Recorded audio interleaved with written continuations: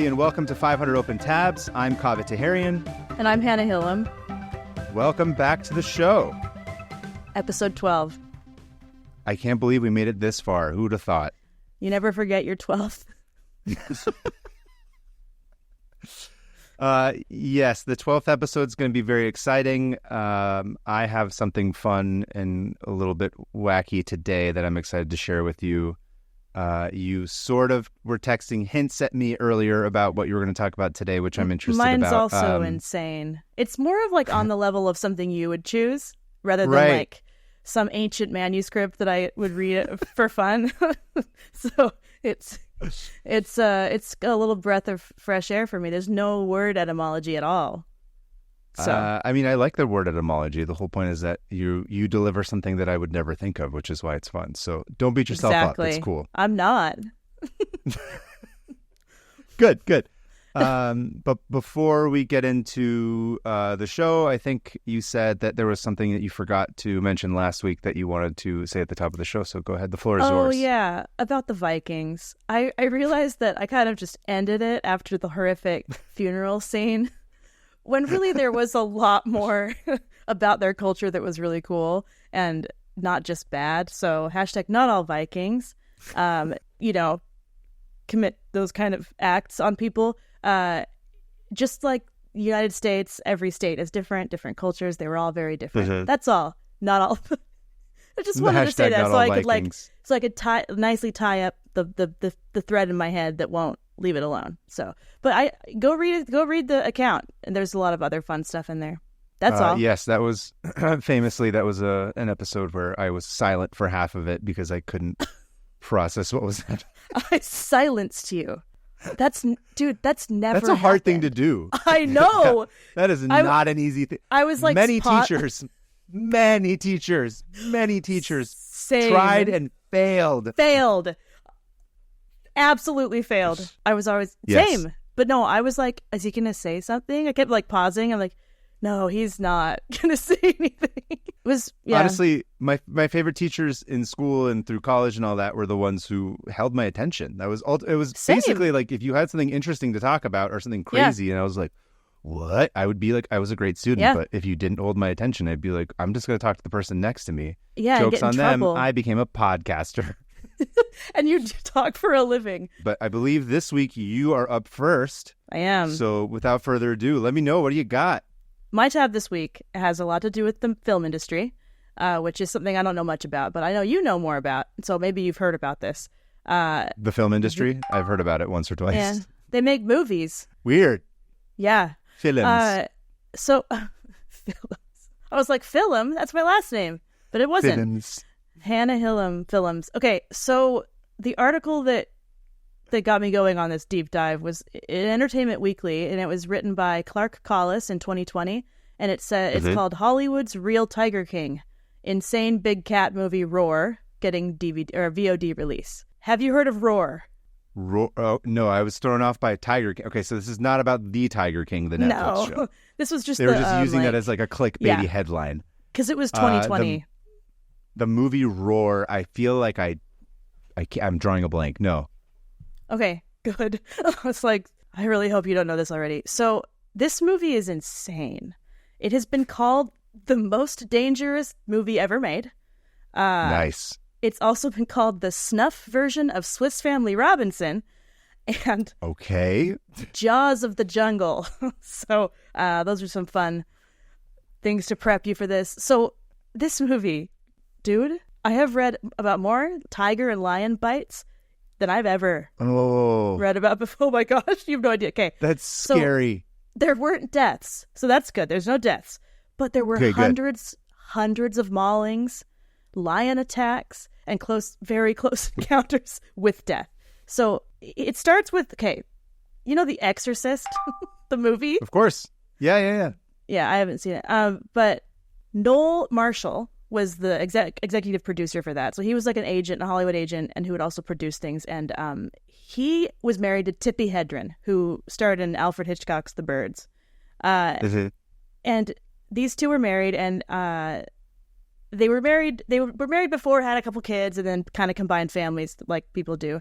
And he was her agent. He was Tippi's agent while she was in the Birds. And they ended up getting married. And in 1969, Tippi Hedren was in another movie called Satan's Harvest. And it was being filmed in Mozambique, Africa. And the two of them were over there. He had come over to like visit and while she worked on set. And they went to this big game preserve. And it had a ton of lions. Yeah. So they were like kind of doing touristy stuff. And on this preserve, there was this abandoned house, like a plantation house. Tippi Hedren looks in the windows and sees that a bunch of, like a pride of lions has moved into this house. And they're not paying rent. And they're not paying rent. And they're pissed. And they're not good neighbors. And they're not good. They didn't sign a lease. There's too many people. They didn't pay the cat fee for like having 10 extra cats in the apartment. They were all in this house. They're laying all over the place, like on the counters, on the couches. All of it was abandoned. And Tippi Hedren was like, this is amazing. This image is amazing. I want to make a movie. I want this to be a movie. And her husband's like, we're going to make a movie about this. Like about this like zoologist who lives with all these big lions. And we can bring these actual lions onto the set and they can be the stars of our movie. And the wild lions specifically that are living in that house are the ones he's referring to. Just lions in general. And Tippi Hedren said it was an amazing... The hubris of producers. Oh, dude, I don't know how this guy's not dead. I mean, he's dead, but like not from this. Didn't get killed, yeah. No. So Tippi said it was an amazing thing to see. The lions were sitting in the windows. They were going in and out of the doors. They were sitting on the verandas. They were in the front of the house. It was such a unique thing to see. And we thought, for a movie, let us use the great cats as our stars. So they go home and they're like, family, everybody, we were going to make a movie and you're going to be in it. And their family was like, that sounds great. One of their kids is Melanie Griffith. So, oh, no shit. Yeah. Tippi Hedren's I don't think I knew she was part of that lineage. Oh, shit. Yeah. So Melanie Griffith is like 16 and they're like, you can be in it. I didn't realize she was a Nepo baby as well. Oh, yeah. Yeah. And then what's her daughter's name? The Madam Web. Dakota, that's her Nepo whatever. baby. Dakota, whatever. Yeah. So the family's all into it. And his two sons from a previous marriage, John and Jerry, and then hers, Melanie, they're like, yeah, for sure. And so they start to like look in and be like, well, how do we go about this? How do we get African lions to be here? And people in Africa were like, you don't. That's insane. Also, we don't call them African lions in Africa. We just call them lions. We call them lions, and they're wild animals, and they kill people. Yeah. These are literally just the cats that live here. We don't have mountain lions as pets. You know, it's like the same thing. They're like, can you like help us, like give us some tame lions? And people in Mozambique are like, no. No. You're an idiot. You came here and saw this, and you're like, I need to make a movie about this? Like, I mean, a documentary would have been acceptable. That was the only logical thing to have made from that. Also, I feel like by having people in there, you've ruined what was interesting about the story. The lions. It's cool that there's lions living in the house. Not that there's a family living with lions. Who cares about the family?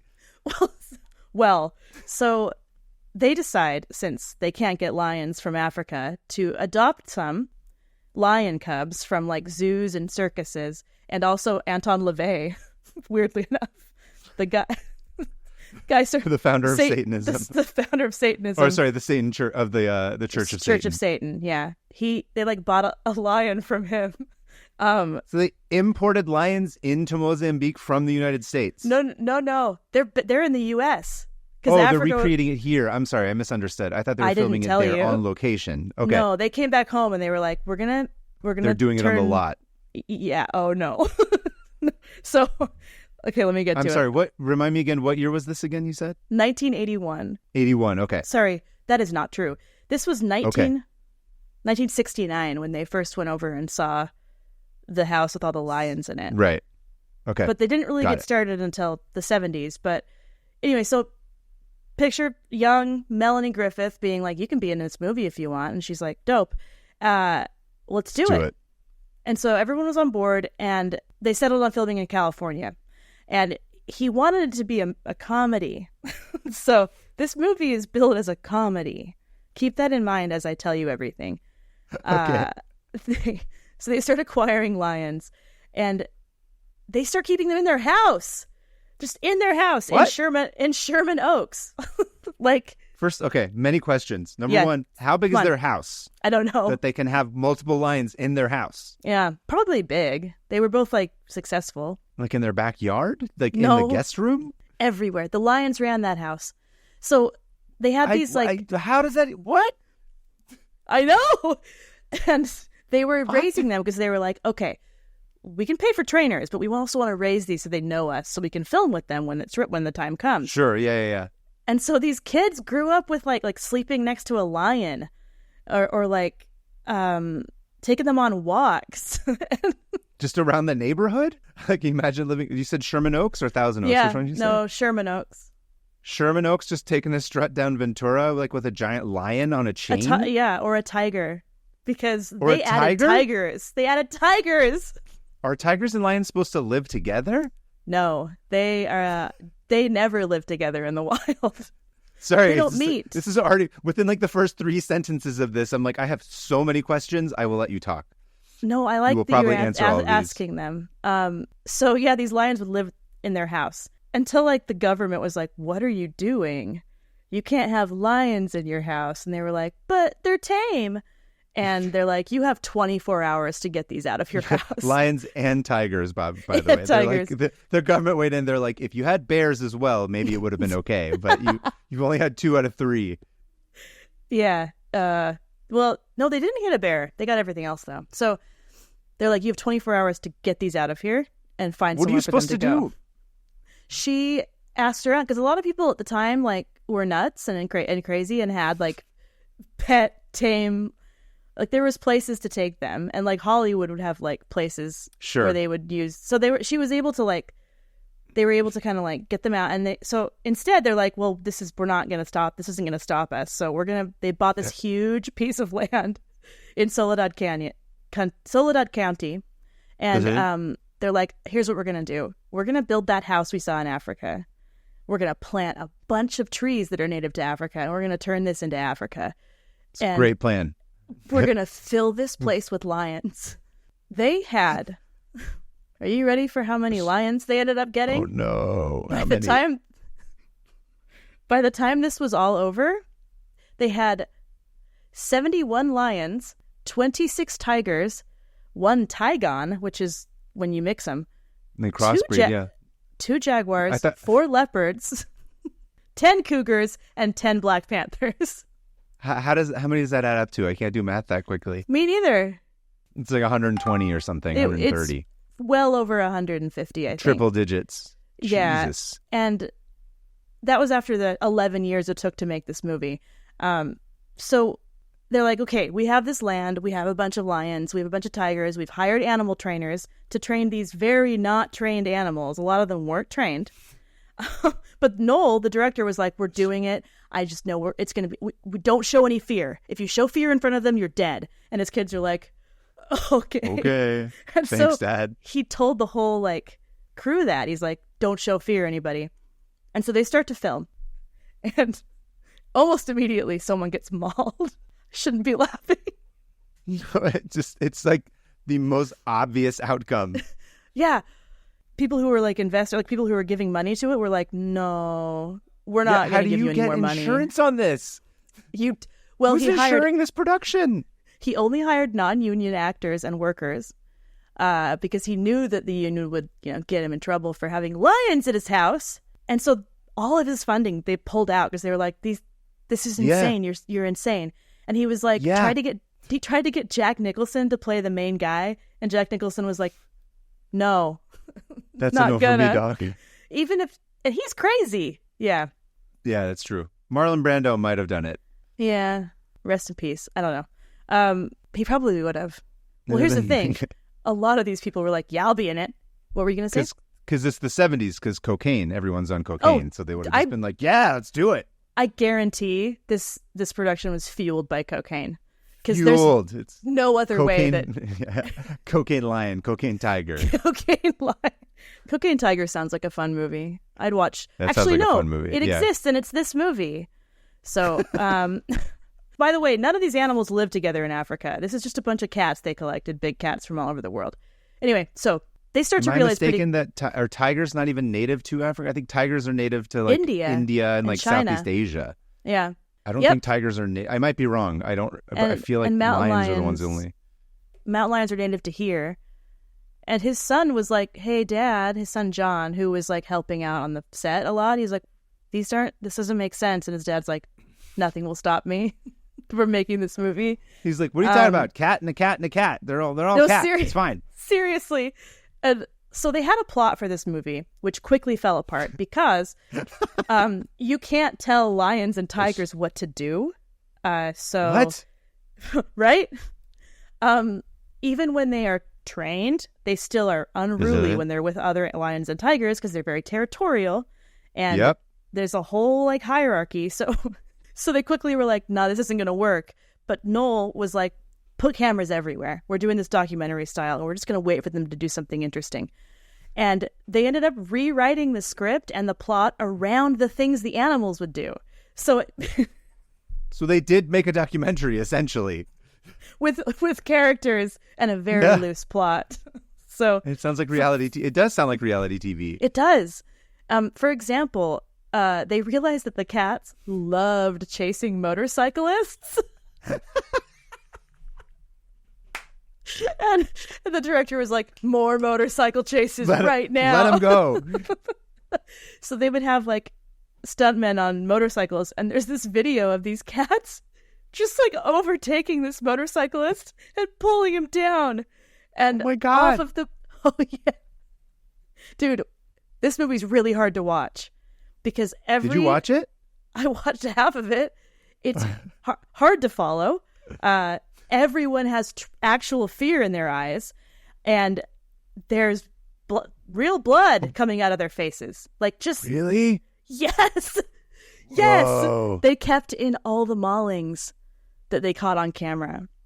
Honestly, I have an idea right now. If we can figure this out, we should do figure out a way to do like a live stream watch of this. We should. That would be hilarious to watch this with people who listen to this podcast. It would be insane. Should we do that? I kind of want to do that. We got to figure that out because clearly we're really good at doing live streams, as evidenced by our train wreck of a live stream in Seattle. But just putting that out there. But continue. I desperately want to watch this movie now. We're going to. Don't watch it without me. Yes. Okay. We're not going to watch it without you. No, we can figure out a way to make that work, hopefully. Okay. Well, so also, they were like, since they had to like rewrite it a bunch of it to be like, we got to do what the lions want to do. The dialogue is oh my gosh, the dialogue is so bad. It's so bad.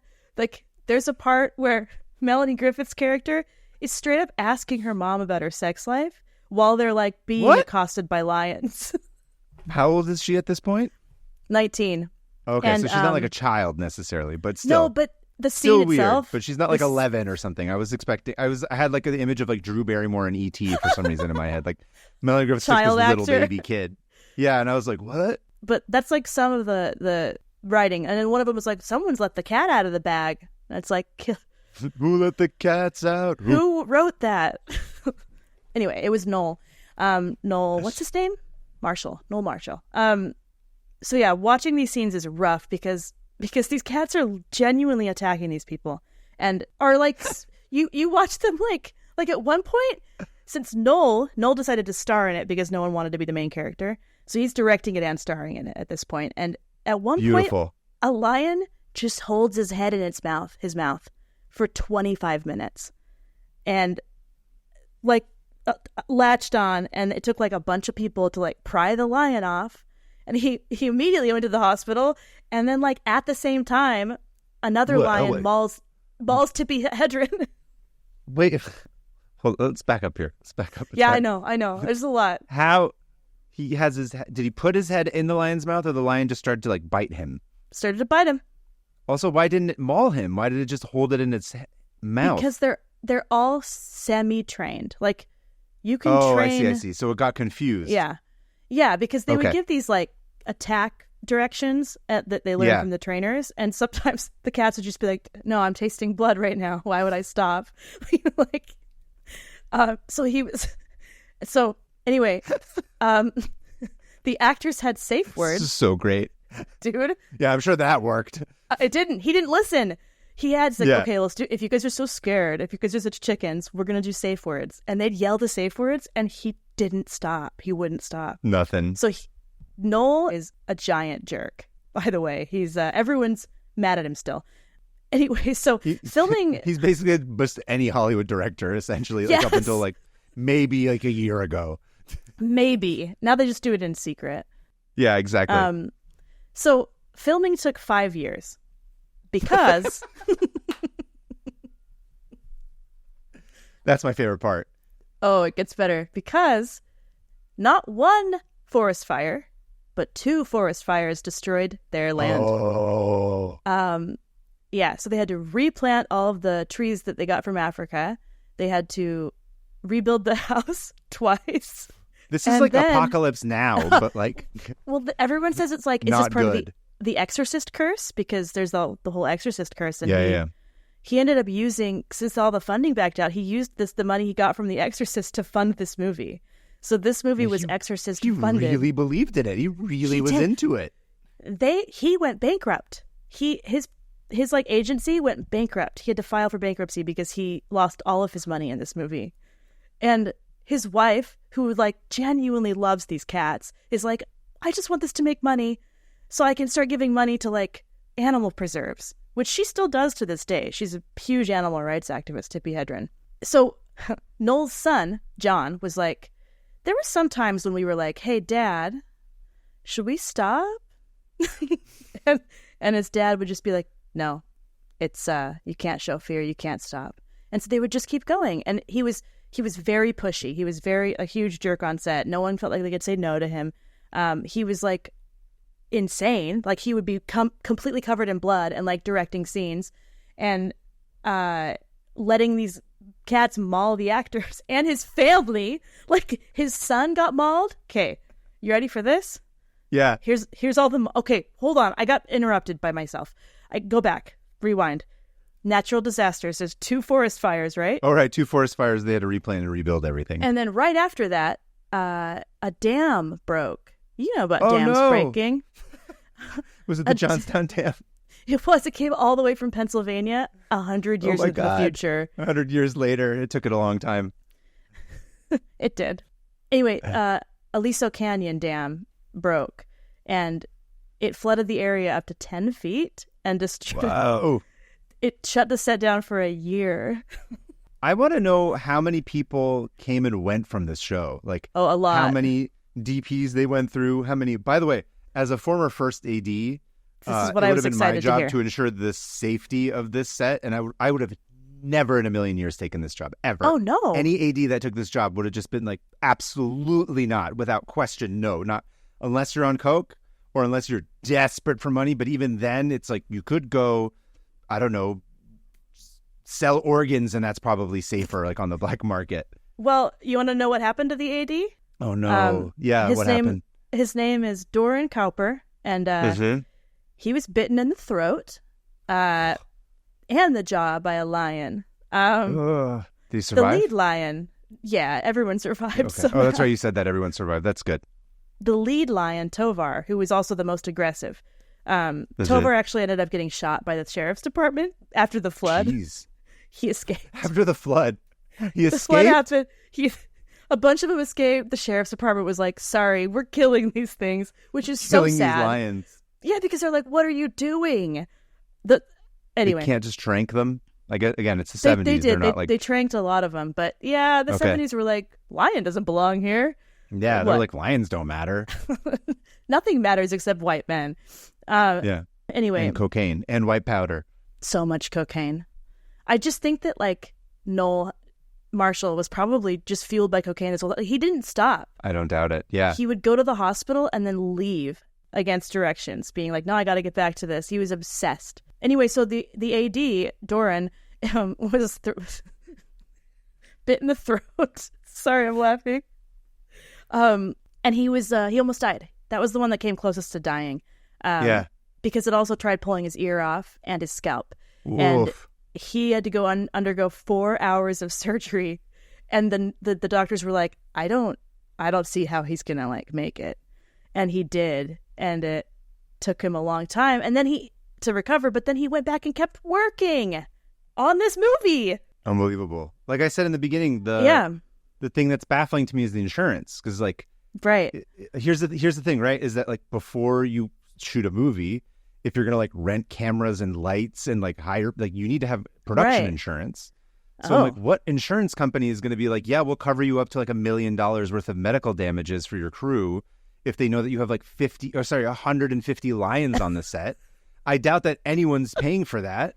Like no sane insurance company is going to pay for that. So basically, I'm assuming that dude's paying out of his own pocket for this, right? Because then I'm like, but also like, how much money is he making that he can cover like medical expenses of a 4-hour surgery on his first AD? And then also, is he like buying cameras outright? Like maybe, I don't know how different it was in the 70s, but still like some of this is just like, how does this work? Logistically makes no sense. I'm curious about like the logistical side of it, like the production side of it is like genuinely like, how does this happen? There is a documentary that you can watch about the making of it that I probably will answer some questions because I do know that after the AD was mauled, 20 people, when they found out he was in surgery and was might die, they walked off. Yeah, and that wasn't the first or last time. Big groups of people. They like at one point the director's son John was like, "Yeah, we turn around and like half the crew is gone," and we're like, "Oh, okay." Now what? And then, now the lions are picking up the boom mic and the cameras, and they're getting water bottles and locking up. I'm the AD now. Pedestrians, yeah. Tovar is the AD. Quiet on set. We're rolling. I don't know why that's a lion voice, but it is. It is. It's you're roaring, so it works. Yeah. Pictures up. Roar. It's a Reagan voice too. No, sorry. Nixon. You just said a Nixon if he were a lion AD.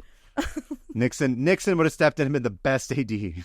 Quiet on set, please. We've got a bunch of lions coming down. That's a really good Nixon. I know I said We've that got every animals time, on set. Get ready. Anyway, sorry, I will Jack do this Nicholson? for hours. Can you do Jack Nicholson saying, "No, I'm not going to get mauled by a lion"? No, I'm not going to get mauled by a lion on set. I've never thought about it. I'm guessing. That was good. Hey, it had Jack, the right like I can't work on insanity to it. Well, speaking of Jack Nicholson, there is a part where they like not parody, but like it's like a shout out to The Shining, where a lion like breaks down a door. Here's Johnny. Seriously, and they're all sitting there against the wall, just like in The Shining, and the lion's like, anyway, and they're like, "We love The Shining."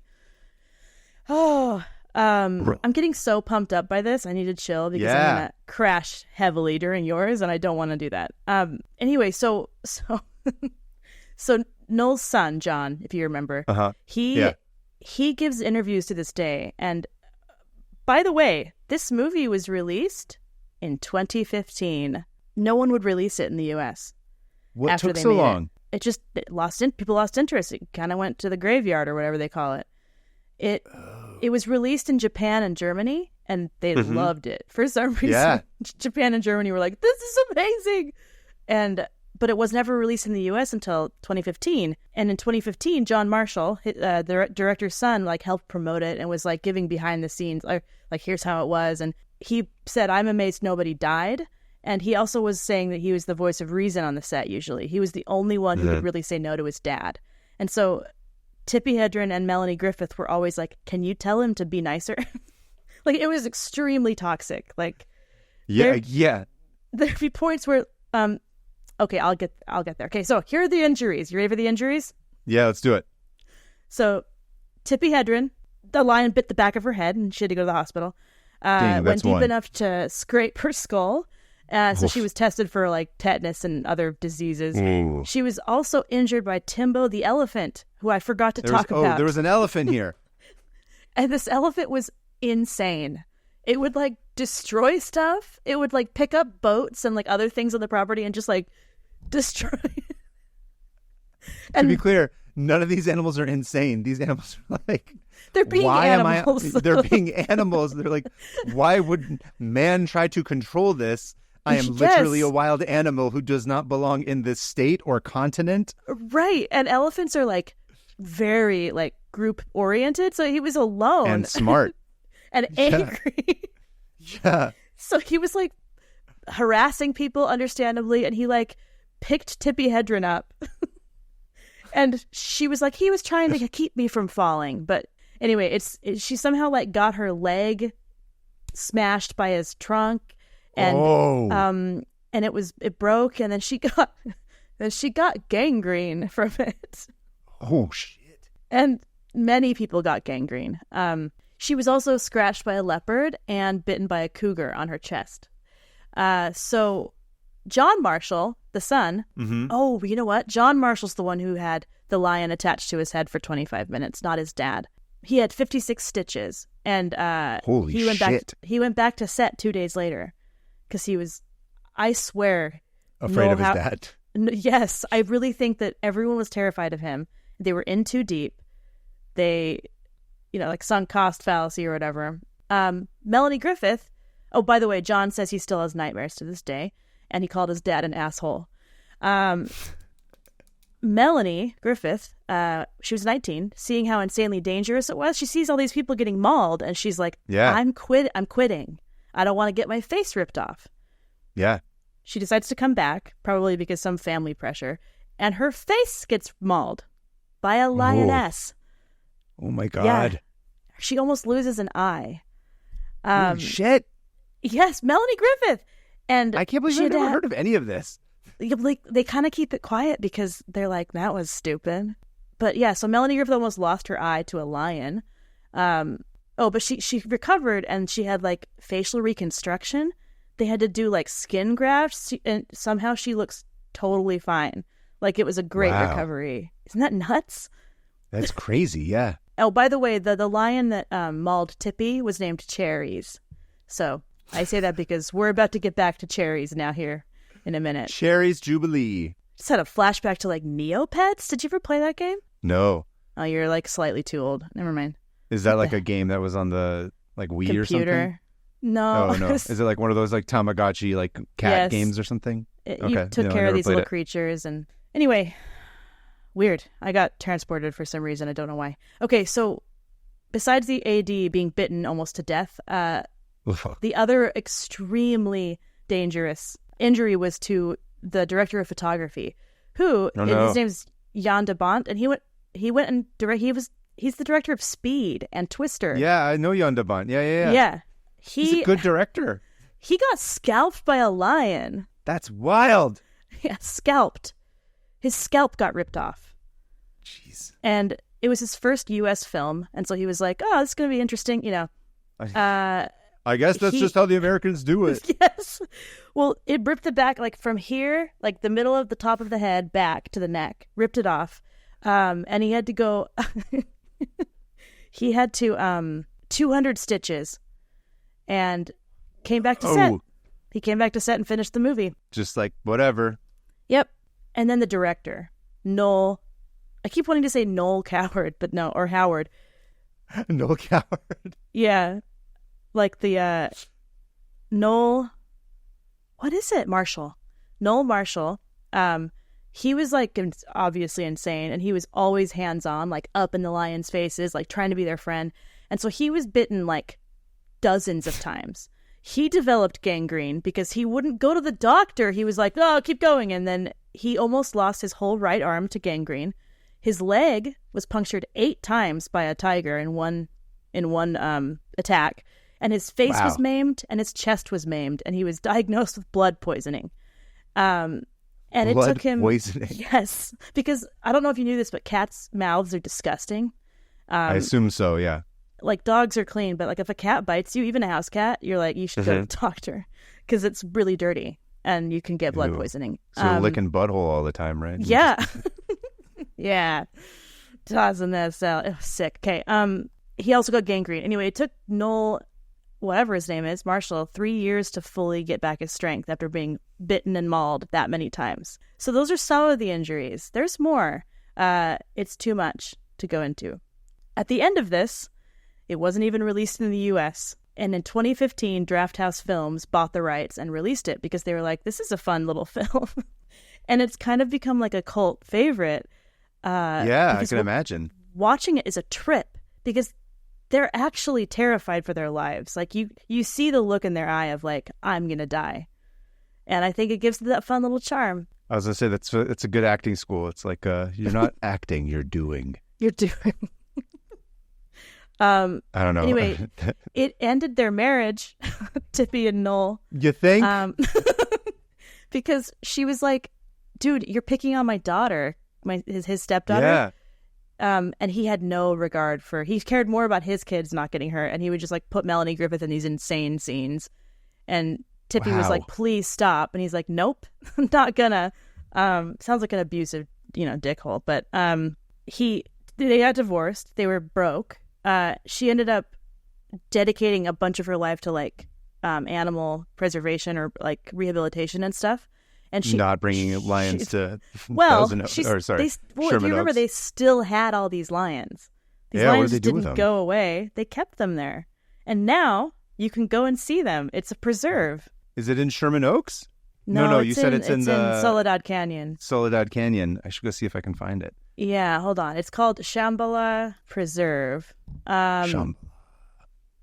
Yeah, it's there. You can go see it. That would be a fun field trip.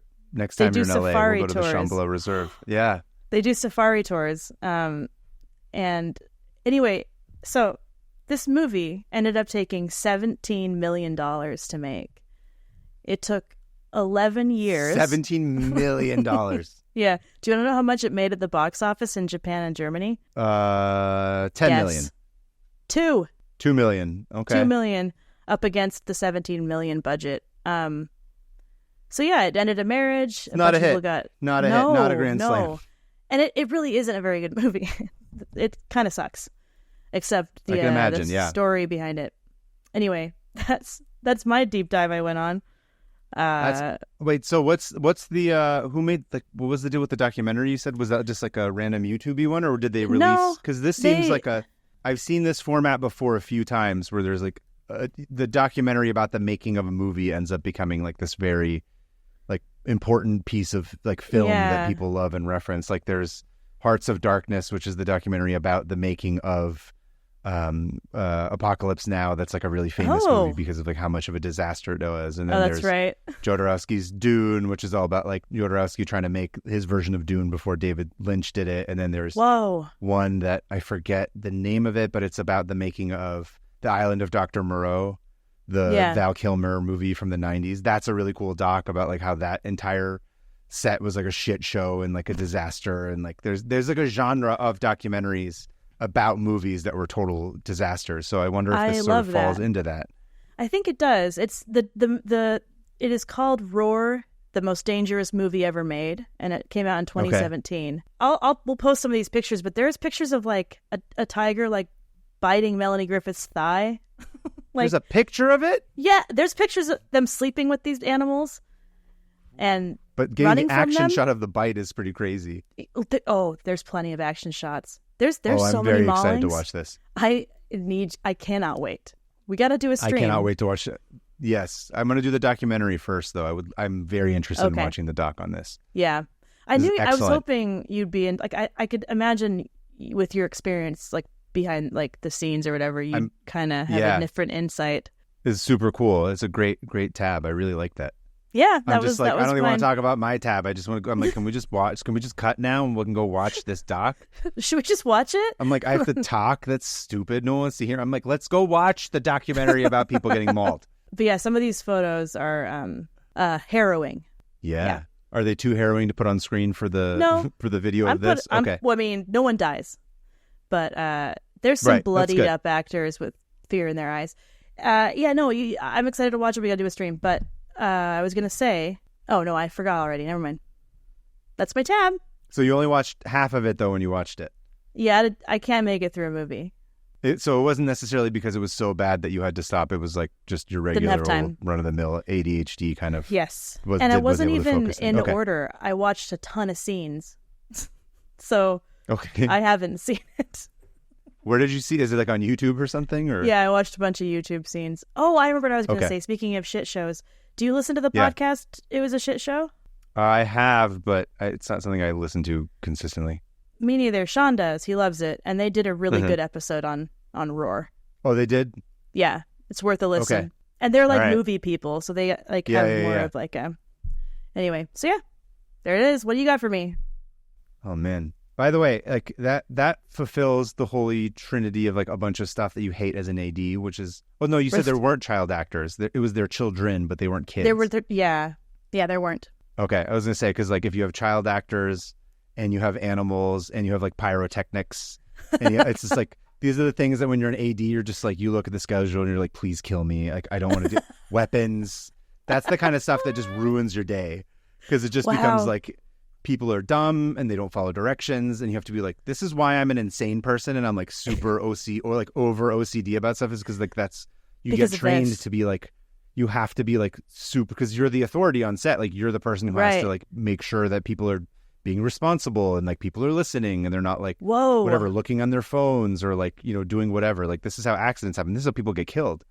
So is this, for some stupid reason, I end up becoming the person that's in charge of that. And so like you're on the hook. So if someone dies on set under your jurisdiction, whatever, that's the first person. Yeah. The first person that they look to is like, well, was the AD person. Yeah. Depending on what.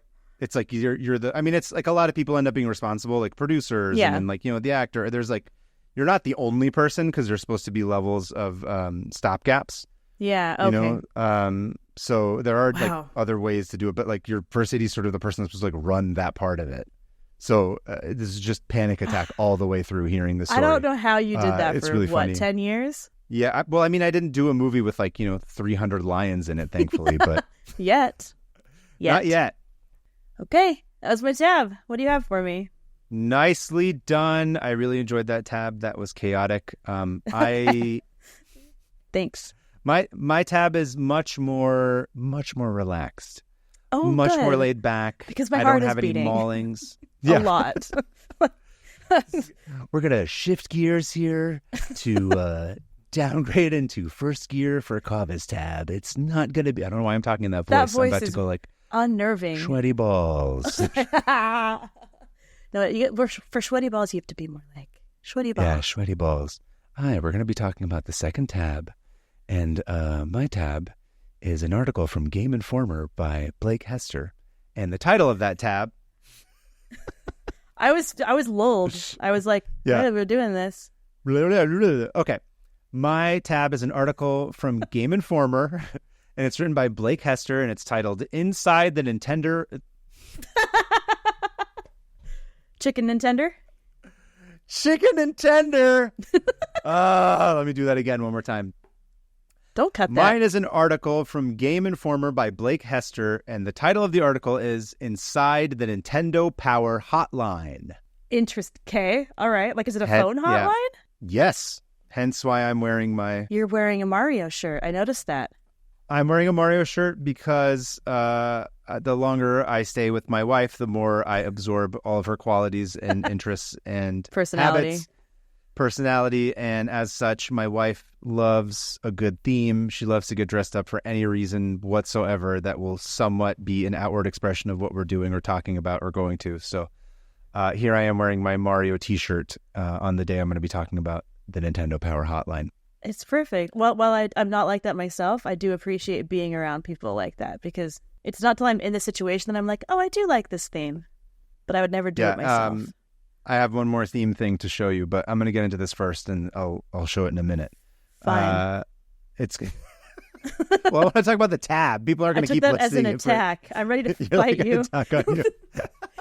Fine, I guess. Did your eyebrow just move weird? Yeah. Okay, Hannah. I don't know what you're doing. He's firing me. We're quitting the podcast. He's mad at me. Oh my gosh, you're not smiling. You're mad at me. Yes, very much so. Livid.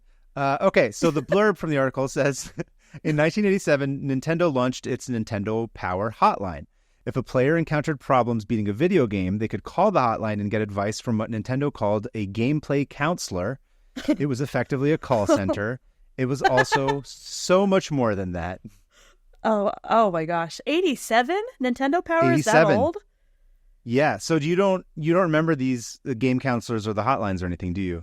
We got Nintendo. I mean, we were subscribed to Nintendo Power, like, so we would get the guides in the mail and Nintendo stuff. Power. Oh, it's the so best. Into that magazine. I was obsessed with it.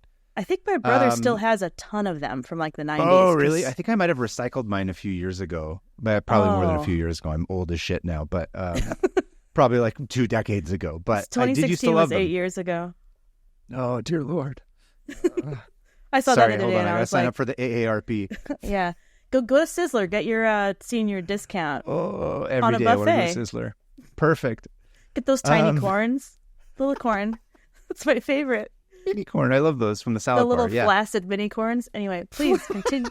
Have you ever like what? You know how they like wobble? I know exactly what you're talking about. Yes, I just never thought about them as flaccid. It's a good word to use.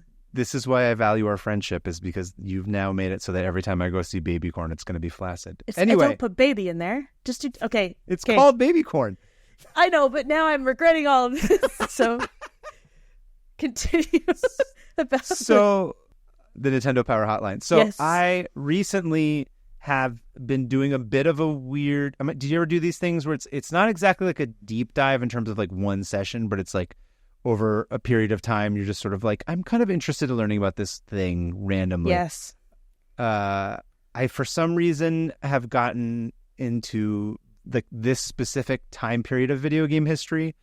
Oh, cool. You know, the nascent sort of American industry specifically, and sort of at the end of arcades. And I've been seeing these not weird, but these videos that are weird for me, which is like, people on YouTube show you how to like, this is how you would have programmed like a Nintendo game. Like, because by today's standards, it's like a laughable, like 8-bit is like nothing, right? It's like our phones are like 50,000 8-bit Nintendos like in our pocket kind of thing. So, whoa. So people will be like, here's how Nintendo graphics worked, and here's how like these TVs work, and here's how CRT monitor. I don't know why. I don't even understand it, but I've been, for some reason, trying to absorb it. Yeah. You get the feel of it. That's like, if I don't understand something, I'm getting it. Yeah. I'm kind of getting it. It's been a thing I've been sort of passively learning about and interested in, trying to like absorb and having a good time with it. And I kind of was thinking, I'm like, it would be cool to do like somewhere that goes a little bit deeper on this. But for now, I wanted to do something that was like kind of fun and weird. So this might be dipping my toe into water something bigger, but I'm not sure yet. I reserve the right to do that later. But I thought I'd start off with this one. So, okay. The backstory for this is, of course, back in the 80s, the video game market was extremely different than it is today. You had arcades. They were very popular. You know, the late 70s is sort of when games really started to first become a thing, as far as arcade games and Atari and the home console market kind of took off with the Atari 2600, and it was very popular. But I wasn't really that familiar with this period before Nintendo. But famously, there was a big market crash in 1983 because you were born. All kinds. The year I was born, I caused the crash, actually. Yeah, people were like, oh, Covetarian's born. Video games no longer matter. This person will entertain us because he's the messiah of entertainment. I need you to put that on any sort of resume. The messiah of entertainment. They call me the messiah of entertainment. They do. So there's a lot of different factors aside from my birth that contributed to this market crash. By the way, games like from the beginning were like kind of like $1 billion industry. Right. This idea that somehow games like over the past like 10 or 15 years, this is a narrative that you hear like in LA and like in Hollywood, where they're like, video games have taken off and now they're really, they've always made an insane amount of money, like from the beginning, like dwarfing most of what you would have in like on any film. Oh, wow. And a lot of that has to do with like the business model and like, you know, the model of buying cartridges and all that kind of stuff. But games were big, and they were big from the beginning. And then there was this market crash in 83, and it had to do with a lot of crap flooding the market. So people were, you know, making a lot of weird competitive consoles. They were doing these bad ports of arcade games to these home consoles, or they were just making straight up like dog shit games, like for lack of a better word. It's a perfect word to describe so many things. Dog shit games. And they were just flooding the market with it. And consumers just were like, this sucks. Like, we don't, like, this is terrible. People became really like dissatisfied with it. So what you kind of have to think about, like a parallel today, is like, think about how like Netflix will release like 50 shows a week and like movies. And you're like, what the hell is this shit even? Like, I don't know what to do with all of this. They're just throwing stuff at us. You'll never get through all of it. Yeah. And so the strategy becomes about quantity, not quality, which obviously is not sustainable. And so far, it's been pretty sustainable, but yeah, we'll see. Right. Well, that's for a whole different slew of reasons in terms of what that business model is. That's tech and cheap capital that you can borrow, et cetera, so on and so forth. That'll be another tab. Maybe I'll get into at some point. Because I do, as you always point out, I get mad about Silicon Valley because like I rage consume Silicon Valley news all the time. Why? I don't know. I'm dumb. I just go outside and I see like.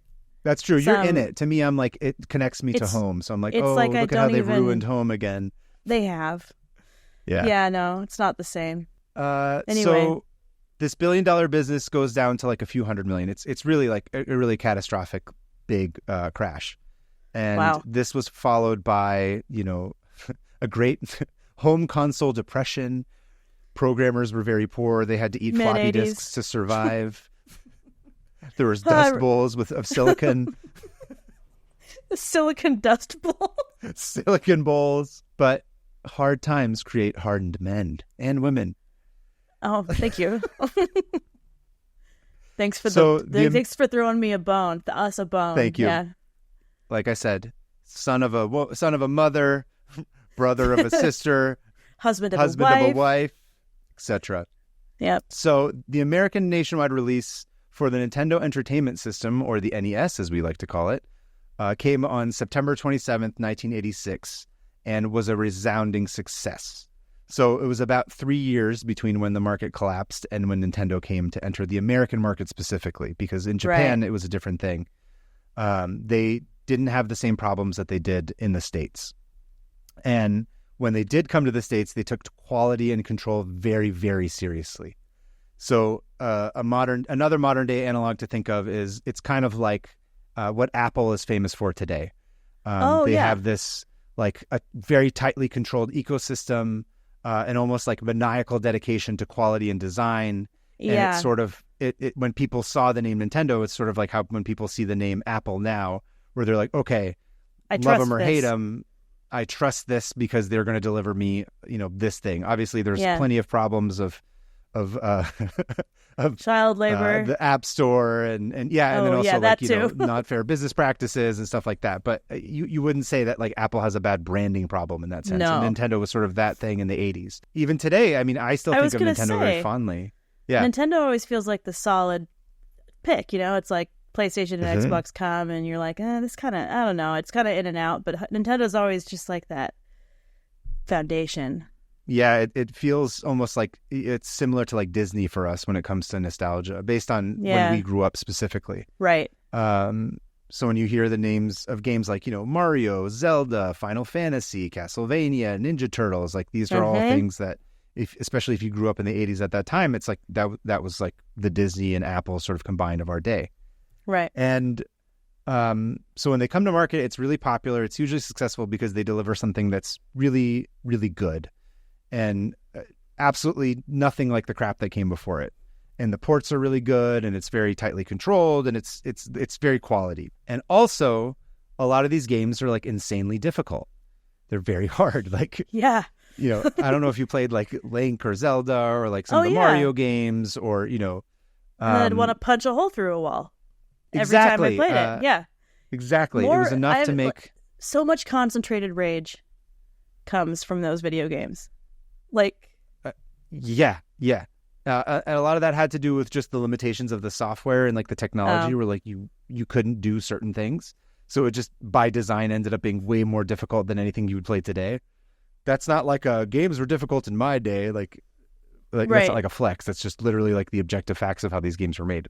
Right. And so it was enough to make many kids frustrated, as you say, like punch holes in the wall or throw up my brother. I'd watch my brother lose and watch him like grip the controller and get ready to he just wanted to throw it. And he did sometimes. Yeah. But that was a different time. I definitely have not screamed as a 40-year-old man trying to get past the electric seaweed in Teenage Mutant Ninja Turtles 1. That's definitely not happened to me as an adult. No, not at all. Not even recently. Also, it's weird. Jesus Christ, that game at that level, dear Lord. Realized, really? Give you an early death with the stress. Stress equals early death. I wasn't just jumping on the death train again. But I was going to say, I always forget that you grew up in the 80s. Like, I did. late You were 80s, like early 90s. 7 when the 90s. Like, how old were you? You were five when I was born. So you had a You're good born 5 in years. 88? Yeah. Yeah, no, So, I remember. You remember the 80s? Here's how don't. old I am. I remember looking in a like social studies textbook, and I remember Russia being the USSR. That's how ancient I am. Wow. For not very long though. This is like by the time second, third grade happened, like or I'm They sorry, like maybe changed them third, all. fourth grade, they finally updated. But I remember USSR being in those books. That's wow.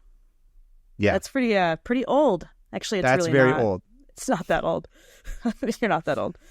Anyway. But as we often like to say on this podcast, all this happened before the internet, which is a very long time ago. So when it came to these games being very difficult, if you were lucky, you had a friend who had like an older brother, or you knew some like random boy in the neighborhood who could get past wherever you were stuck, like some older boy. And then because it was always an older boy, by the way. Why? It's because it was just boys were the ones who like really got into this stuff. They marketed it heavily toward boys. They did that as well. And even then, if you did get like, if you were lucky to have like an older sibling or like a boy in the neighborhood, they would sort of like ridicule you and call you like a loser baby who needed diapers because like you can't beat this part of it. Like I guess because you suck. Oh, for me it's just because you're a girl, and I'd be like, Daniel. Sure. His name was Daniel. And Daniel. You had a guy. You knew this specific Oh, dude. Daniel. He lived across the street. He's like, yeah, I can help you with this. You're just a dumb girl. And I think that's what started it all. Me doing everything out of spite. No. I love it. Anyway, continue. I'll stop interrupting. No, it's okay. Guys, lucky for you, Daniel. Hannah's now the co-host of a adequately satisfactory podcast. Where are you, Daniel? I hope he's probably not well. He wasn't well. Who knows? Anyway. Or he's like the head of Nintendo. Anyway, so that was stressful. You don't necessarily want to go talk to that guy because he would make fun of you and try and beat you up. And you've already got the stress of trying to beat this level. You don't want this guy making fun of you and shitting all over you while you do it. Right. And that lasts. I mean, like, because like legitimately to this day, I have TMNT PTSD. That seaweed level. TMNT PTSD should be put in the DSM 5 or whatever. It's a thing. Anybody who plays that game knows. And I've never played it. It's don't even bother. I will. So Nintendo was smart, and they realized that like they had these games, like all these kids were going like ape shit over it, and they saw an opportunity to help players out and also make more money. So in 1987, they launched the Nintendo Power Hotline, kind of in tandem with, like you said, the Nintendo Power magazine. A lot of this was an effort to, again, it's quality control. It's about being like, we got the best games, we have the best service, we have like, and there's no competition at this point. There's literally nobody else. No. Sega Genesis hasn't become like a thing yet. A lot of those, like Atari's like dead. Like no one cares. So Nintendo's like, we could just do whatever because we have so much money and we're like dominating here. And plus, if kids are calling these hotlines and they're helping them beat the games, that means they're going to buy more games because they're going to be like, cool, I beat Mario. Now I'm going to buy another game. So it's good for business. A lot of what Nintendo does at this period is actually really, they run the business very well. There's a reason why they're so successful. And they launched the Nintendo Power Hotline, and they appropriately, which I thought it was very funny that they call them counselors, or the people who work there. Speaking of having stress and anxiety and like needing a therapist to work you through it. It's like a school counselor or something. Yeah, it literally is what it is. Also, another nod to Apple. I just think of like Apple geniuses. It's sort of what it is. It's like the Apple geniuses of their day that would help you with tech support, branded tech support. And they worked in a call center that you could ring up if you got stuck, and they would tell you how to beat something over the phone. And it wasn't like how it is today, where you get like this nonsense automated like robot AI crap where you have to just scream representative like over and over again at the top of your lungs to get an actual human being. They hired real people, and like there were real people that answered the phone. And most of the people that worked there were young people. They were what we would call kids because we're older, but they're not children. They're not like in high school, but like 20. They were younger kids, like early 20s. Some of them even like out of high school, you know, like what's their first sort of jobs when they got out. For those kids, this was like, dude, that was the first version of a kind of like a professional gamer where you're like, I get to Right. go like work at Nintendo, like they're gonna pay me money to like play these games, and it was basically like their dream job. It was like the coolest thing ever. They essentially got to be like kind of like the professional version of your big brother or like the person in your neighborhood. They got That we paid could to do fired it. if they were mean to you. Yeah. Right, but they weren't mean to you. They had to be nice to you because they had to keep their job. Exactly. Unlike your brother. Whose job was to be mean to you. When they got hired, this was based out of Nintendo's Redmond, Washington office, is where they ran this call center. Oh. And they weren't initially at least, they're not super particular about who got to be a gameplay counselor. They didn't really care. It's not like now where they're like, gameplay counselors need to have 30 years of experience for like an entry-level job, like how it is now to try and get like any job. Right. They were like, cool, like just fill out an application and like we'll get back to you. So everybody was excited. It was all these kids who love games, and they all filled out applications and sent them off to these temp agencies. And, it was kind of like the Wild West where they were just like, great, cool, you filled out an application. You seem to have a pulse and you're not a murderer. So let's bring you in for the first interview. Or for like, the first interview was basic and then they bring them back for another interview. But once a person made it past the initial temp interview, it required a weeks-long training process.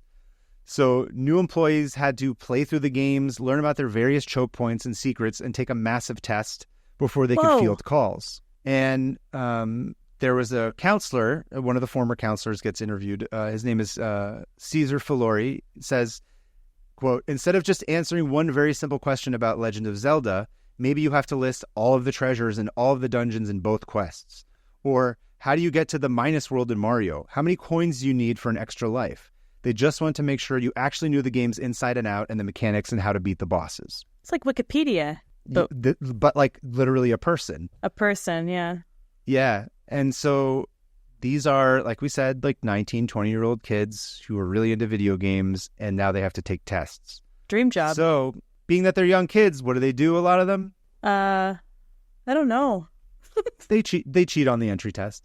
I was going to say cheat, but then I was like, I don't want anyone to know that I cheated. Which is a them. Weird thing to care about. Anyway. There's stories of them being like, like some guy being like, I wrote all my notes and like put it on like the inside of my glasses or like my arm or something, like to like look at, because they were so, it's one of these things that's really weird, right? Because when you watch the interviews with them or like read about them, it's not like this thing where they're like, I'm cheating on this test because I got to get this grade so I can pass this class. It's like, they're so excited to get this job that they want to do it that there's this weird kind of, what's the word I'm thinking of? There's this kind of, they're manifesting their own success. Oh, yeah. Like they understand that they're like, I'm going to cheat, but I'm not cheating because I'm a cheater. I'm cheating because like I need to get to this because I really want to do this. And I know that I can do this. Yeah. I'm not so, going to like be bad at this. This is just a hurdle. Yeah. This is just like some weird technical hurdle that they have to do. And they basically, a lot of them do this. Not all of them, obviously, but a good portion of them do it. And like it's kind of this known thing. And they pass it. And after a brief probationary period where they were supervised by like, whoever, like at the Nintendo hotline area, they would sort of make sure that they were good at the phone calls and whatever. After that, they'd just kind of be like, okay, cool, good luck, have fun, like go ahead and field these calls. And this is the part to me where it gets very interesting. I want to say this is going to be only good, but I know it's not. No, it's actually good. It's not terrible. At least the part of the story that I was going to tell. I mean, obviously it's a different work environment. It's the 80s. There's none of like today's standards, but it's broy. It's like a bullpen of like a bunch of sweaty guys like sitting in there and not necessarily being nice to being inclusive of women. This is a different time. This is fully boys club. It wasn't even until like fully 2005 when I was like, video games are for everybody. Yeah, as opposed to and up to today, where video games and gaming fans are famously very accepting of women's opinions about things and women in general. I mean, on the whole, but the point of the story is to be. I thought this is the part of it that's interesting to me. So they kind of throw them in there, and also there's a lot of fun little other stories that come from this. So I'm just going to try. I was just trying to try and focus on like one thing that I thought was interesting that we could sort of look at and discuss. So despite it being an absolutely like no shit, of course, obvious idea, Nintendo didn't really give their counselors new games before they were released to the public. It wasn't common practice. And this is actually a thing that's very common within a lot of industries. Like, in marketing departments for films, for example, like they don't get like a lot of these departments just like don't discuss anything, which is why a lot of movies just get marketed terribly because people who are marketing them don't even understand what it is or what's happening in it. And it's like, right, please fix this problem, or like whatever, like the FBI and like police departments across state lines trying to like share information. There's like this huge, right. This is a problem that happens across a lot of places. No one talks to each other, and people end up suffering because of it. I mean, obviously, no one's like literally dying from this, but the industry suffers a little bit for it. But what's interesting is that they have these people who are running these hotlines, and they're like, okay, so if Mega Man 3 comes out on a Monday morning, and your job is to work that hotline, there's a good chance that you're going to get a call from like a 9-year-old kid being like, how do I defeat Gemini Man at like 11 a.m.? And you're like, dude, I just got this game at the same time as you. Oh, so what would they do? Would they just like binge it? Basically, what ends up happening is that in addition to that, so not only do they not always, sometimes they do. They don't. This is not absolute. So majority of them, they didn't get them in advance. Addition to that, they don't get like official guides or maps always either. So like essentially what Nintendo Power was. It's not like they gave them those like on the first day that the game came out where they could just reference it.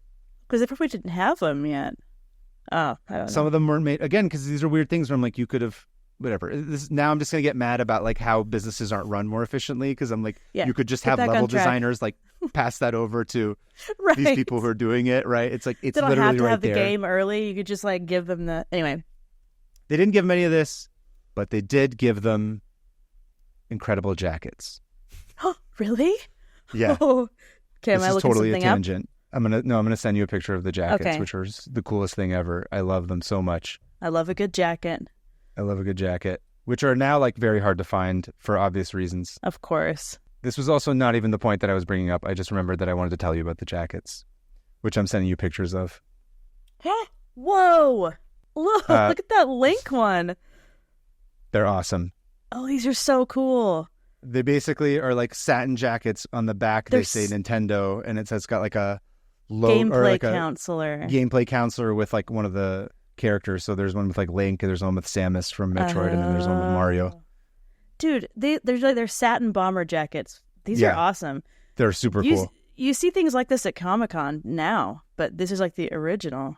These are the OGs, yeah. Speaking of cool jackets, I don't have one, but your wife does. My wife themed me a Mario jacket. She just pulled it out of a closet? She has this? Wow. No, this is customized. This is some nerdy stuff right here. Wait. That's why I was waiting for the reveal to bust out this jacket. That's a customized Mario jacket? Hold on. Explain. For my 40th birthday, we went to Super Mario Land at Universal. Sorry. And Sarah was like, hold on, we got to have custom outfits for it. So she made me this jacket. So she put some patches on, and then she also used Cricut to like put my name on and then all this stuff. Oh, okay. Wait, turn around. Is there there's nothing on the back? It's just no. Wow. Anyway, this is my super cool Mario jacket. I'm genuinely impressed. Like how does she really just cool. like do? Is she one of those people that just is like, I'm going to do this, and she does it? Yeah, when it comes to crafting, yes. Wow. Yeah, she'll just do it. Anyway, I couldn't start the episode wearing this jacket because it would be too distracting. I love that jacket. I love that it's customized. I love that your wife made it. I keep saying your wife as if I don't know her. I know Sarah. I'm a blessed man. Anyway, so all they really, now that the jacket's been established, now we can talk about it. So they gave them these cool jackets, but they didn't give them anything else, really. And that's sort of the whole point, right? Because they're hiring these kids because they've presented themselves as like these badasses who are like really good at video games. And frankly, they are. Yeah. So what do? They start making their own guides, like internally within the call center. And they're playing these games and they're fielding calls where people are stuck in certain parts, and they start writing this stuff down and like drawing out maps. And there's this spirit of camaraderie in like this kind of bullpenny area of like this call center. And so every time someone maps something out and like figures out where like all these points are, like they'll run over to the photocopier and they'll be like, oh, check it. I got like the map for whatever, like Metroid 2 or something, or like Metroid 1. And then they photocopy it. And then they would like hand out copies of it to everybody else that worked there. That would be so fun. Then that way, isn't that cool? Like it's super. Yes. And so I pulled up some of the pictures of it. Ooh. This is another one where like it'll be cool when you watch the video of it. I want to show you some of the drawings that they did. They're really, I mean, they're not like crazy, like professional or anything. These are just people that are making stuff while they're working. Oh, cool. This looks like it's Zelda, right? No. You might be. I think that this one says Lolo too. Ooh, these are awesome. I think one of these is from Metroid, but basically like they're drawn out versions of the map.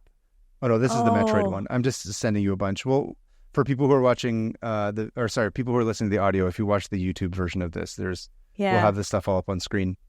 Oh, these are awesome. But they're really cool. I think it's interesting because it ends up being this thing where they all help each other and they all sort of like get into the spirit of like, okay, and then it becomes like this friendly kind of nice thing where like they're making these maps, they're helping each other out. And then if somebody knew that like, oh, okay, like, Hannah's really good at Zelda and she beat that. If they like got to a point where like they didn't know where to go anymore, they'd be like, okay, I'm going to transfer you over to like Hannah because she's really good at that one. And then Hannah was like, okay, cool. Like I'm the person who's really good at Zelda. And it's kind of like this, it almost feels like a weird like 1990s like Nickelodeon, like the kids are running it kind of thing where like they sort of self-regulate and like figure it out for themselves and they come up with these cool solutions. It feels like a job a kid would be like, this is what I want to be when I grow up, and their parents are like, that's not a thing, but it is a thing, and they made it a thing. I love this. This makes me like feel warm, like good inside my heart. My heart feels good. Yeah, that's good. That's why I wanted to get into this. Yeah, just kidding. It's joy. I don't know, man. Don't go that far. Yeah, I wouldn't go that far. So pretty soon, they end up having these giant ass binders, and they're just like Frankenstein game guides and cheats and like all kinds of stuff. So they do eventually get some guides from the developers or from like, they'll get it from like a Japanese book or something. And so it's all kinds of different things, but it ends up being like these like holy Bibles that they're able to use and reference if they get stuck.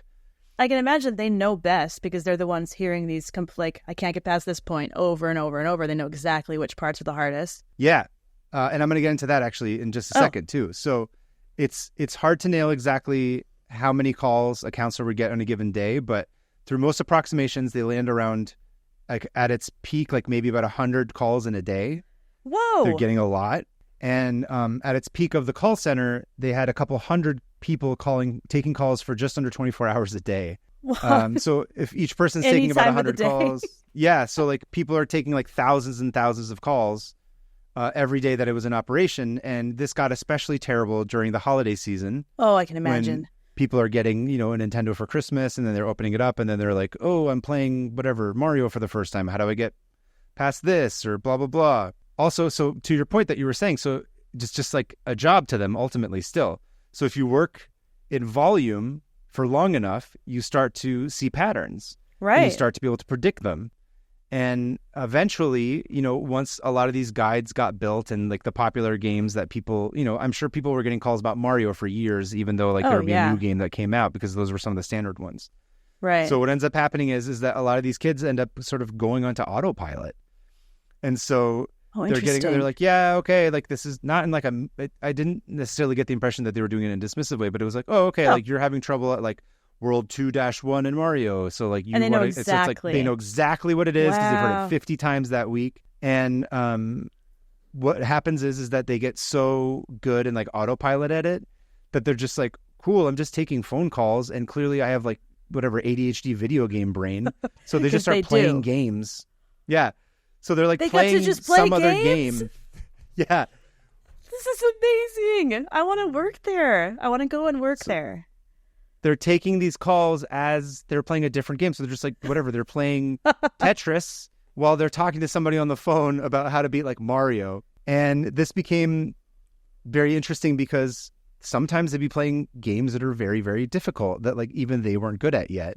And so it wasn't uncommon for them to die and then like scream out a string of expletives. And some 9-year-old is like, what? So it became this thing where they're like, they had to get good at pressing mute while they were playing. But they didn't always remember to do it. Wow. So they're doing like 5 things at once. This is basically impressive. Yeah. I love seeing how the human, like this kind of person would be great in, any human era. But like, I love how this kind of person's brain adapts to like new technology and how fast you take it on. Like, we're kind of pros at it. It's fascinating. And the young kids that called them, they were getting calls from, all kinds of people, right? There's people of all ages, but mostly you're getting a lot of kids who are younger that are calling them. And to them, it was sort of this thing where like they're kind of talking to like their heroes. Because if you're like 10 years old and you're calling like some 22-year-old like bro who's a professional gamer who's like helping you, it's kind of like amazing, right? Yeah. And they were like, they all looked up to these guys, and like they even wrote them like fan mail. What? To the people that were working there. Here, I'm going to send you some of the fan mail that these people would get. Okay. Should I read it? Yeah, if you can. Wow, people's handwriting used to be way better. We all learned cursive. Yeah, we did. Okay, it says, Dear Blank, what have you been doing for the last month? I got a letter from Jeffrey. Who is he? He sounds cool, but you look like a skateboarder. I think you guys are cool. I'm glad you are. I can't read this handwriting. Although you don't. Oh, I thought you guys could not write back. Do you think I'm a Nintendo master? I got to World 8 on Super Mario 3. I found 2 whistles on Super Mario 3. I love this. This is this is so wholesome. I found where do you find the 3rd whistle in Super Mario 3? I drew a picture for you, and it looks like a kidney bean skateboarding. Yeah, or like a cashew. Oh, and he said, "Party on, dude," and then signed his name. Why did that make me like want to cry? It like a touch. Because it's really I was like, that's sweet. So touching. Oh. And then there's another one. There's a second letter. Oh, it says, "Hi, or dear sir. Hi, my name is blank. I have wrote to you once before. I am 12 years old. I was wondering if there was any way possible in which I can act an autograph picture get of an blank. Autograph picture. Oh, get an autograph picture of blank. One of the game counselors. Also, if there's any way possible in which he could write to me personally. If not, a photo will do. Yours truly." This is really, really cute. Also, like, he's writing to a different game counselor to ask the other game counselor for a photo. They loved him. And they said that a lot of times they would just call to chat. And this is, by the way, like at first it's free, but then it's like $1.50 a minute for people who weren't local in Washington, which is insane to me. But well, yeah, we used to remember if you called past 9 o'clock, it was free. That was for cell phones. This is before even that, right? Was that the case with landlines? I only remember it for cell phones. Oh, I don't remember it was that. like out of state. If it was past 9 o'clock, you could talk for free. So they'd have to call the chat. It was $1.50 a minute.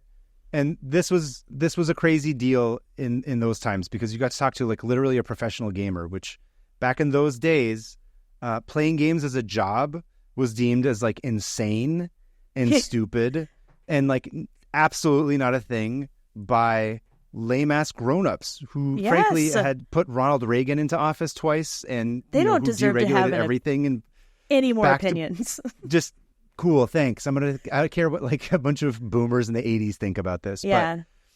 But, and they weren't nice about it. I remember this too. It's like parents were not like, no. The people were like really dismissive of video. I mean, you're not lazy, that they're like super supportive of it. Worthless. Yeah, exactly. So one of these kids who had written in, his name was Stephen Reese, who's dedicated his life to collecting Nintendo ephemera and runs the Art of Nintendo Power Education exhibit. He describes it succinctly. He says, "This was the first time many people had taken their hobby seriously. It was the first time people didn't talk down to them about liking video games. It really was a friend for a lot of these kids, specifically a friend who spoke their language, who knew what they were talking about, who loved games as much as they did, and was able to articulate that back. These were the only adults in my life who were not openly mocking something that I loved more than anything." That's really sweet. Right?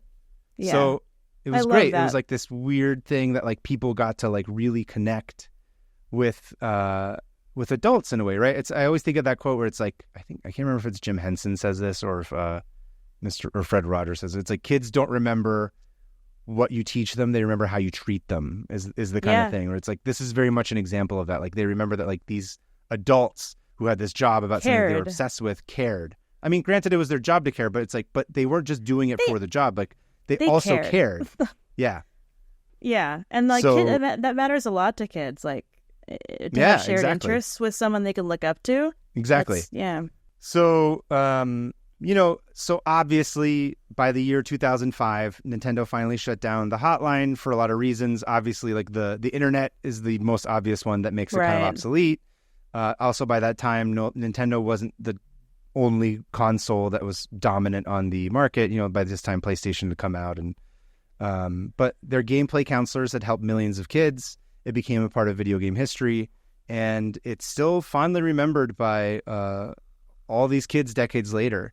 And there's a few fun articles that are about this that you can find online. There's a couple of like Reddit AMAs that you can find. There's like some videos.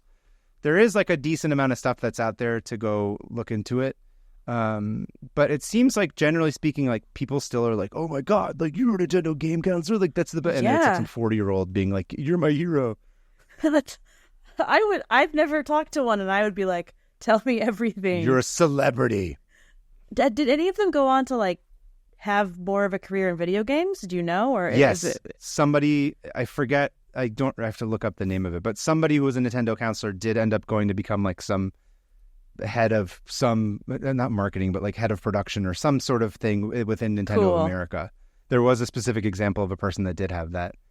And additionally, like a lot of these guys now talk about Nintendo where they're like, Nintendo was very cool to us. They were like, they kind of just like were supportive and like let us do whatever. And they like spent a lot of money on us for like Christmas parties. And then, but that was part of where stuff got weird and bad, because there were like a bunch of 19 and 20-year-old kids going to get like wasted at these parties, like trashing hotel rooms and stuff. It's like your brains aren't developed enough to be responsible with this. Yes. But they are developed enough for video games. Yeah. I mean, I think obviously if you dig into anything, like you'll find probably stuff that's not cool about it. But I from like the sort of cursory thing that I was reading about for this, it seemed like it was fairly cool, and like the people who did it have like fond memories of it. And there's also there's this doc on, speaking of Netflix, it's I think it's High Score. There's an episode, it's a doc series about like video games and stuff and the birth of it. There's a interview with a guy who worked at the game center at the hotline. That sort of starts off the episode, and he kind of goes through it. It's funny to hear him talk about it. But there's plenty of stuff that you guys can see and read about and go check it out. But I just thought it was cool that like, I liked this communal aspect of it. I liked that they were being creative and like creating their own guides. And I also liked that they were helping each other out and sort of like working together. It's very, like you said, it's wholesome. I thought that was fun. It's super wholesome. I also like how it's like it created like a safe space for people who maybe were feeling like outcasts in their own homes. Because that's important. That's really important. Yeah. Oh, man. I keep thinking, like, would I have called? No. If you were able to. No. I'm like, my mom would have beat my ass if I tried to call something that was like $1.50 a minute. She'd be $1.50? like, excuse me, what? Absolutely never. To call a video game person? Yeah. No, I think I would have been too intimidated because, I don't know. To talk to the person, or too intimidated in terms of getting in trouble? Oh, no. But probably both. But to talk to the person. I was just one of those things, like, I guess from my perspective as like a girl, I very much felt like I was, like, I don't know how to describe it. So you go, card game stores, like comic book stores and Magic, they have like Magic the Gathering and stuff. I'm aware of them, but I don't really go to them very often. But there's a specific feeling you get when you walk into one of those as a woman. And it's weird, like all eyes are here. And it's not 100% friendly. It's more like this is our time. Why are you here? Yeah, like they feel like you're invading they feel like you're invading their space or something. You're threatening their space. And really, it's like, I'm here to buy Magic cards like you, okay? Yeah.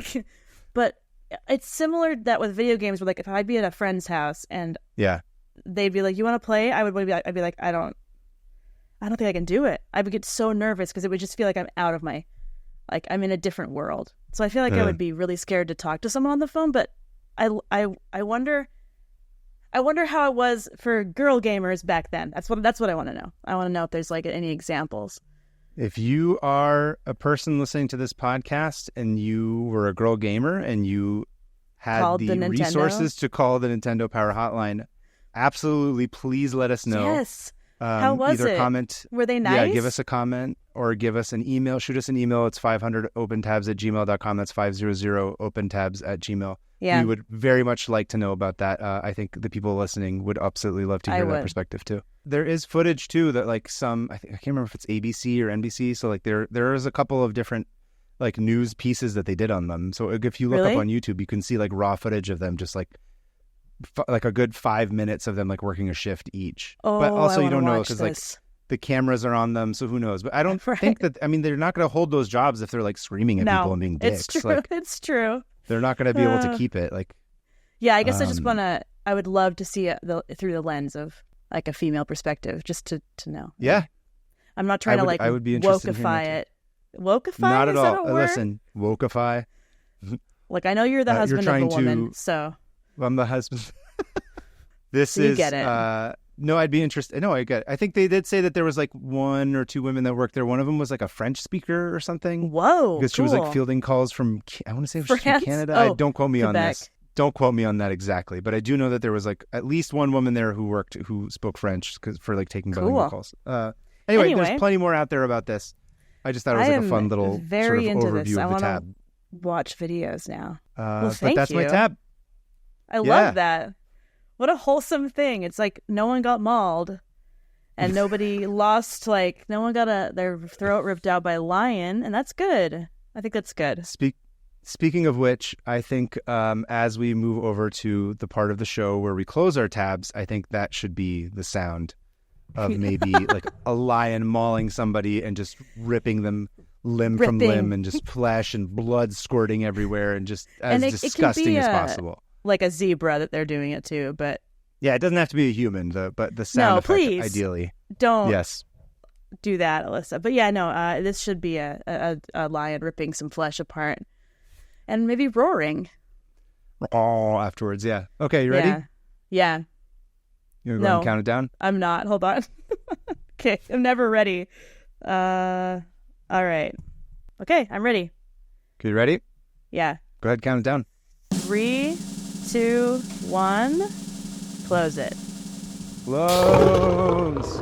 And I am now down to, you want to hear my tab count? Yeah.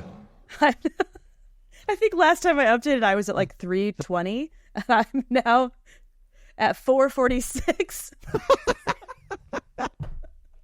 So since I last looked, I've opened 100 tabs. So I'm like, it's cute that you're still keeping track. I'm like, I gave up. I just gave up. Oh, the number is just there. It's for you to see. I don't count them. No, because that's just one on my phone. Now, basically, at this point, all I do with my phone is just a log so that when I get back, I can like go on my laptop and on the desktop to be able to look at it. Because it's easier to do it when I have to like research. Because literally any tab that I open requires like another 10 tabs at this point for the format of this show that we're doing. That's how it has to go. It was so cute that we thought that we could like simplify our lives. Like, yeah, absolutely. That was part of the trailer. This podcast we're going to simplify our lives. Take less time. Yeah, this is a show that's going to take less time than watching a musical every week and like writing analysis on it. And I'm like, it's actually 6 times longer in terms of prep. Is it really? For this, but oh yeah, I mean, maybe not guess 6 that makes times. sense. It's a bit of an exaggeration, but I spend a lot of times like, but on the other side of it, but you'd be like, doing it anyway. I'm like, oh, this is cool. Yeah, exactly. So, you know, come see, come saw, bada bing, bada boom. Grass is always greener, but we're happy. So, let us move on to the listener emails. I believe you're going to go first. I am. All right. So, this is from Nico from Riverside again.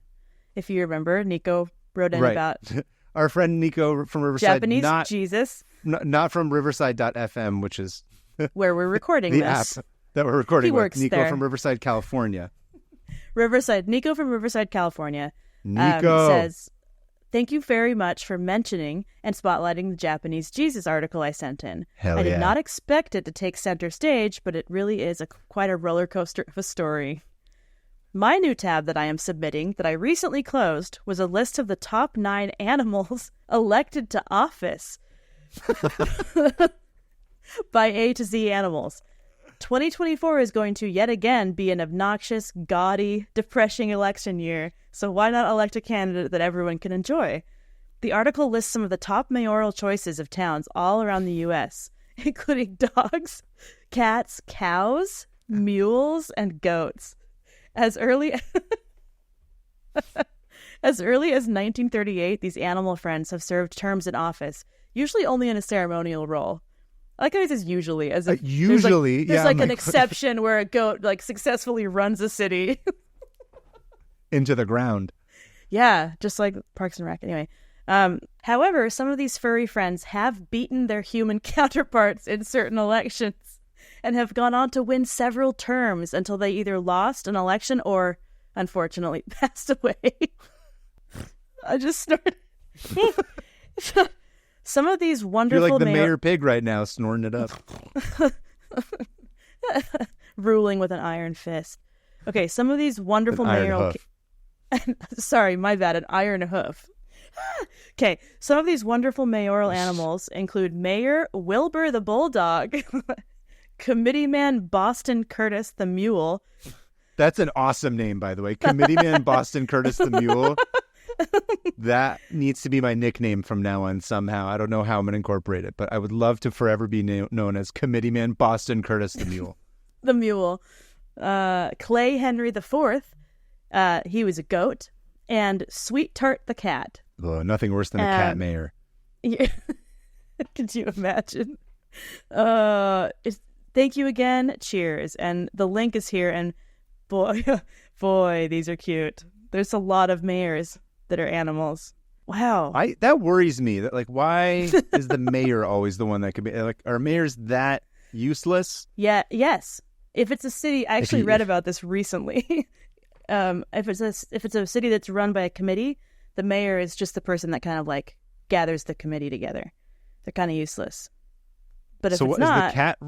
Is his what was it? Sweet Tart's the cat. What was it called? Sweet Tart. Sweet Tart the cat is writing emails, trying to. It's the opposite of herding cats. It's the cat is herding humans. Should have been a comic in your book.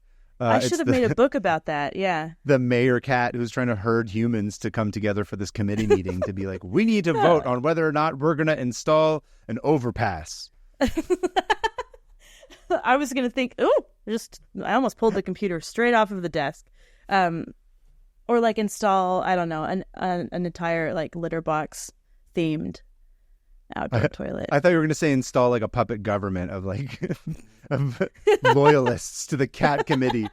I mean, that too, 100%. They'd kill each other. That's where my mind went. I like that. They would. Thank you, Nico. Nico delivering yet again with a fun tab.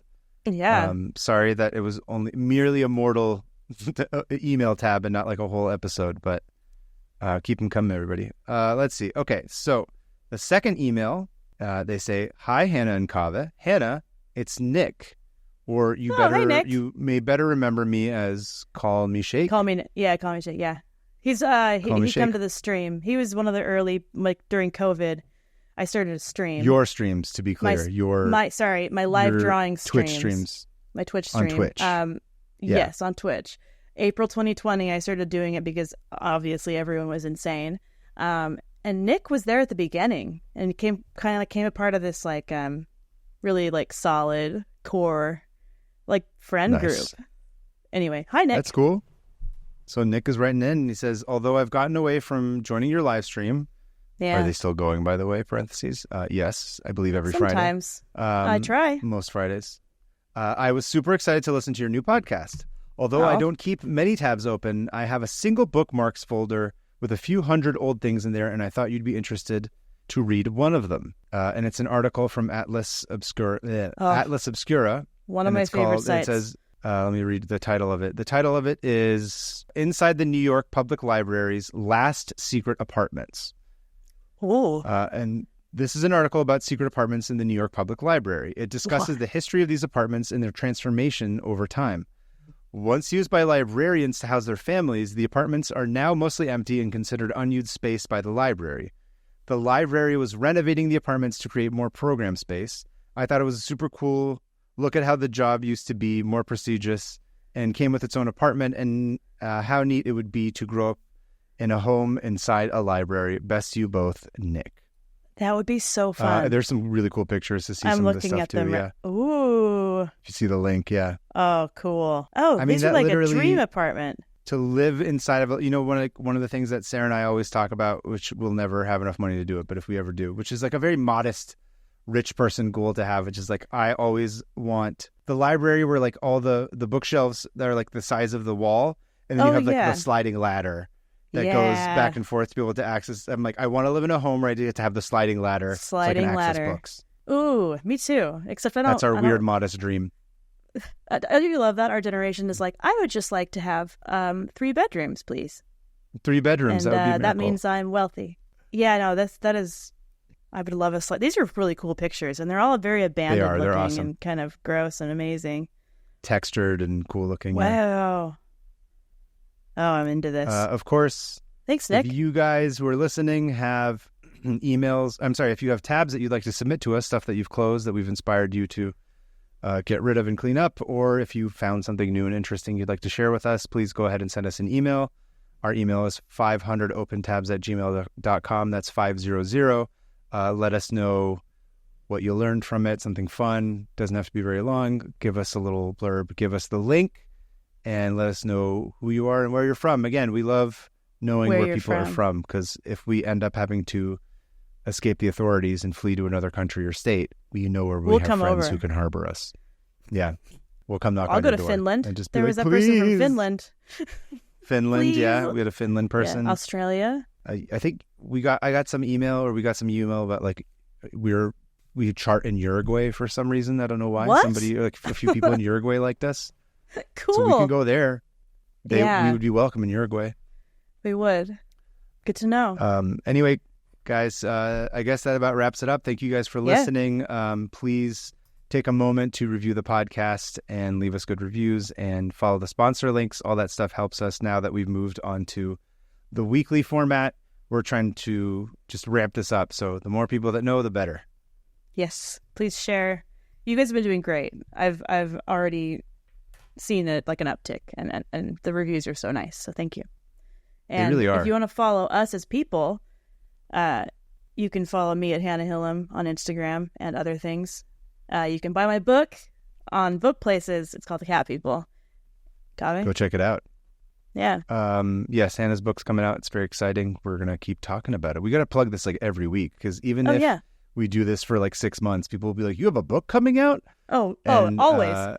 It's weird. It's the weirdest part of these industries is like thinking that anyone has seen or heard the thing that you've talked, and I'm like, and they do, or they just don't see it because it's not shown to them, or something gets cut off. It's weird. So keep talking about it. But just so people know, tell them a little bit about the book. The book is called, I don't know, it's about a person who gets sucked into a portal made of throw up. That's how it starts.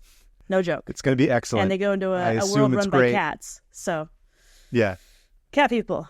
I assume it's great. I haven't seen it yet, but I'm looking forward to seeing it. I've seen it too many times to have any sort of opinion about it. Whenever I look at it, I feel rage. So hopefully it's good. Yeah, that's how it works. Yeah, where can people find you? A movie. I'm at PermaFriends on Instagram and whatever. That's all that matters these days. I'm at Covetarian on Twitter, but just increasingly less and less. But of course, the show, we are at 500 Open Tabs on a couple of different things. More importantly, though, we have a Discord, which every time I log in, I open up Discord, I'm like, holy crap, what are people talking about? We're not even involved in this anymore. It seems like community. Do you remember that episode of The Simpsons? I guess, sorry to be predictable, but one where like Lisa puts her, it's a Treehouse of Horror episode where like I think her tooth falls out or something, and then she like puts it in cola or something, and then she's like, I wonder if I'll make like a germ culture, and then all of a sudden she like wakes up the next morning and they've like evolved into like space people who are like a million times smarter than her. That's how I feel about this Discord, where I'm like, we started this thing, and then somehow these people have like become invested in it, and they're like far surpassed whatever I thought this thing was going to be. More interesting and funny, and I'm like, what are you doing here? And they're like drawing things, cool. And they're really good artists. They're totally sharing drawings, which I was like, I don't even know how that happened, but that's awesome. I don't even do that on there. I should. Yeah, I'm too scared. Me too. It's very cool though. Yeah, the Discord's a lot of fun. So join it. And join it, tell your friends, and until next week, stay Josie, everybody. Wait, one more thing. Sorry. I'm going to be at... Don't stay Josie. Don't stay her. What day is this releasing?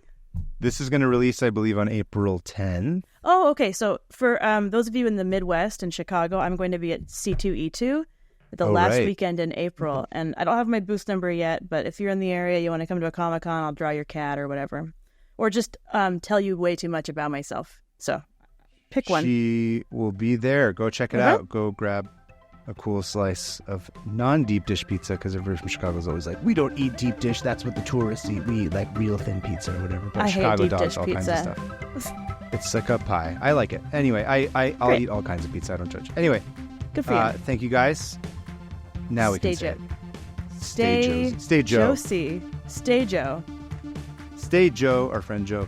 I don't think I've even told the original Josie that this is launched into some crazy phrase. Josie, if you're listening, love you. Love you guys. Anyway, thanks everybody. Okay. Bye. Let's go. Bye.